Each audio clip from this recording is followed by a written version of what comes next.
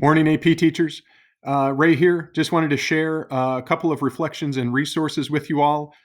Things that I've been picking up as I've been looking through all of the stuff that College Board's been sending out about the recent AP testing. The first has to do with the e-tickets, our kids' way to get to their exams. Two ways the kids are going to get their e-tickets. First is via email with the email address that's associated with their myap.org account. The other way is literally through their myap.org account. So the kids, if for some reason they can't find the email, all they have to do is log into their myap.org account and they'll be able to access their e-tickets.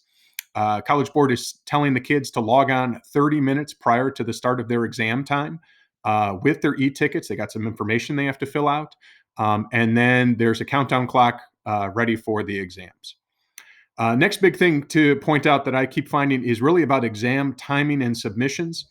The biggest thing that our kids, I think, are going to have to keep in mind is whether they have one question or two questions to work on, they have to keep a good tab on their time. And when it gets to the last 5 minutes, whether it's in the single question or in the two question exams, they have to finish up and they have to submit their work. If they don't submit their work in the time frame for the questions, they're not going to get any credit for it. If they have technical issues during the submission process or during the exams, then they need to go to College Board's website and complete a form that's going to detail what happened to them, and that would be their way to take a makeup test. However, if they just blow the timing during the testing, there will be no makeup exams given. The last part is about student responses. I just keep picking up on the fact that these questions, whether it's one or two, are going to have lots of parts to them. However, College Board in many ways is saying that our kids may not complete their responses in the time that they have. They're just encouraging them to write as much as they can, use the resources they have available to them, and submit a response. And that the scoring rubrics will be developed based on the student responses that they get.